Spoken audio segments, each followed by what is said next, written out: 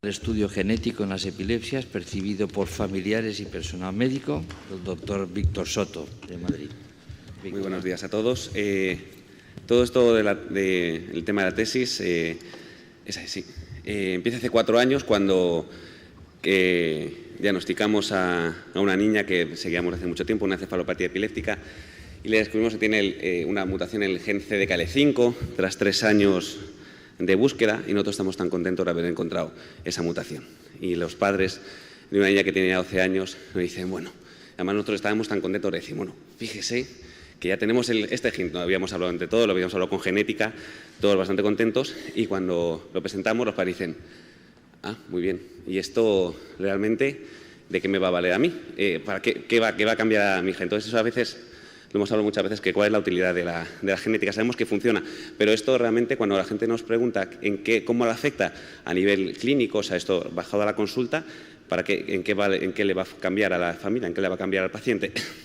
De hecho, hace 10 años había autores que decían que la genética no iba a aportar nada, y es que tenemos muy poquitos estudios de utilidad para decir que sí que la genética funciona. Entonces, nuestra hipótesis principal fue decir, bueno, pues la genética creemos que sí que es útil en distintos aspectos médicos, y creemos que también a la familia le va a aportar bastante. Entonces, lo que hicimos fue recoger todos los pacientes que habíamos estudiado en los últimos 10 años, fundamentalmente en nuestro laboratorio de genéticas epilepsias.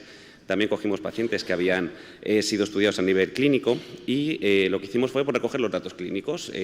Recogimos las características, si había sido un neurólogo o neuropediatra, que eso es importante, que ahora lo hablaremos, cómo había sido el manejo de la epilepsia, las características clínicas, qué tipo de test genéticos había realizado, y nosotros no hay una encuesta para ver la utilidad. Entonces hicimos una encuesta de diseño propio que muchos de aquí de ustedes han sufrido porque les hemos mandado. Entonces recogíamos datos sobre si el médico le creía que había sido ese resultado genético, había sido útil para modificar diagnósticos, tratamientos, si había mejorado el conocimiento, se había permitido un consejo genético y se creía que le había ahorrado realizar pruebas complementarias.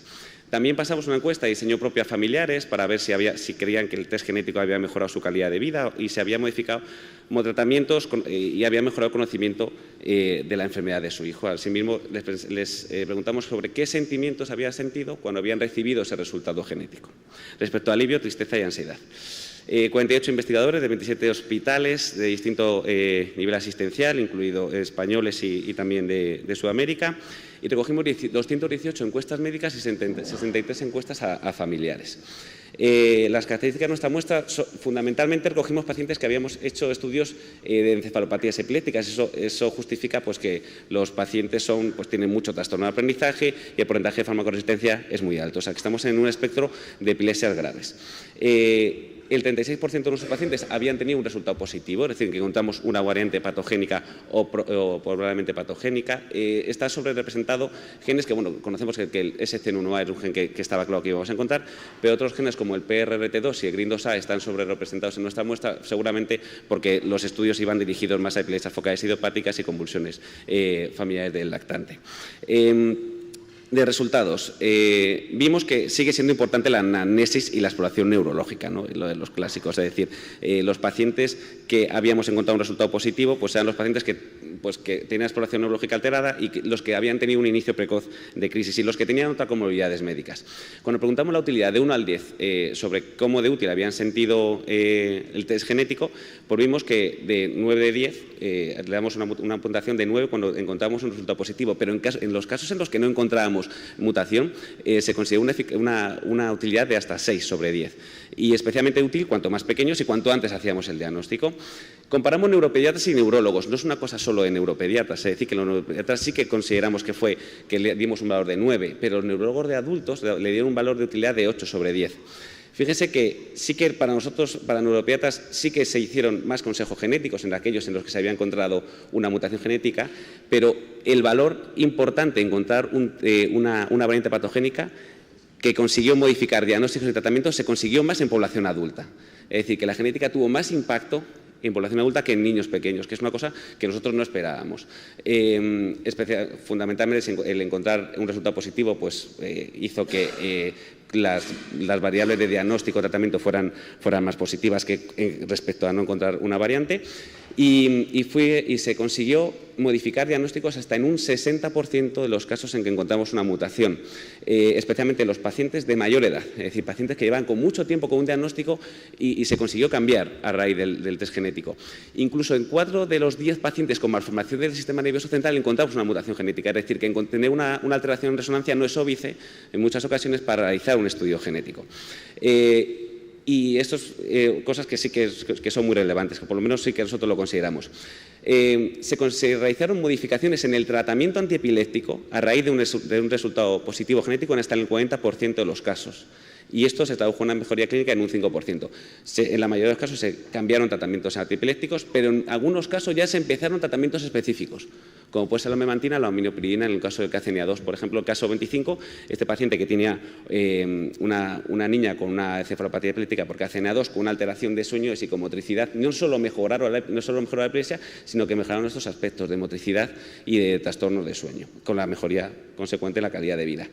Se permitió un consejo genético hasta en el 87% de los casos en los que se encontró una mutación genética, especialmente cuanto más pequeños eran los pacientes y cuanto antes se hacía. Por ejemplo, queremos muchas veces bajarnos a un caso clínico, lo demuestra muy bien. Una paciente embarazada, o sea, la madre de una paciente con una hija con encefalopatía epiléptica y está embarazada de otra niña.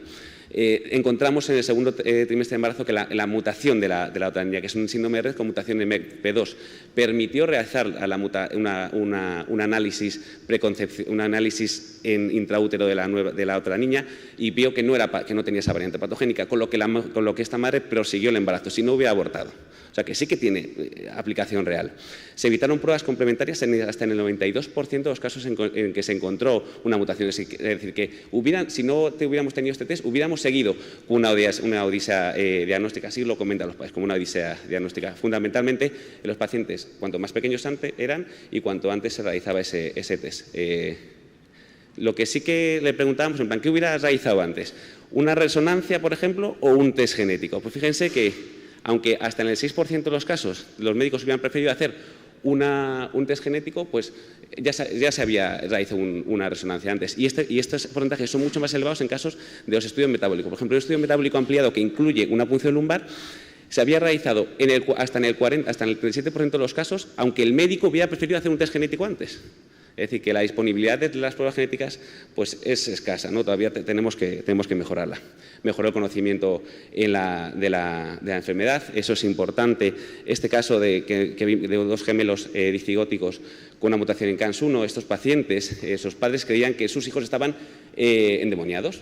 Y así lo sentían. Y se habían cambiado de casa porque se creían que su casa estaba hechizada, porque eran 2 gemelos que convulsionaban a la vez. Pues a partir de, pues fíjense, el alivio de los padres de encontrar una causa genética orgánica de la enfermedad de sus hijos. Pero no solo cuando encontramos un resultado genético positivo.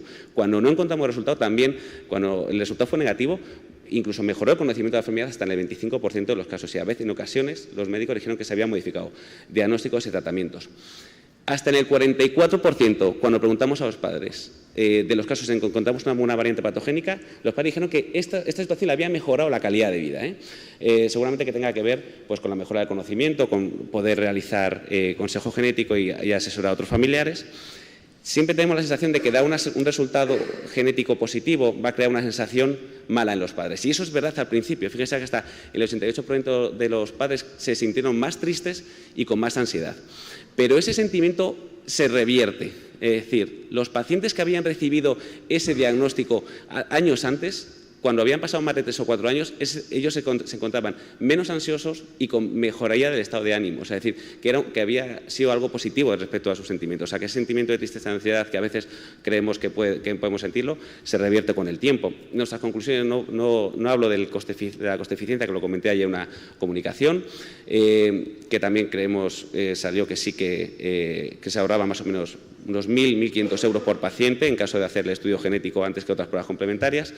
El estudio genético en la epilepsia creemos que mejora el conocimiento de la enfermedad, cambia o confirma diagnósticos previos, especialmente en adultos, en población adultas, que se consiguieron evitar otras pruebas complementarias, se modificaron tratamientos, permitió un consejo genético y los padres lo sintieron como que había mejorado su calidad de vida.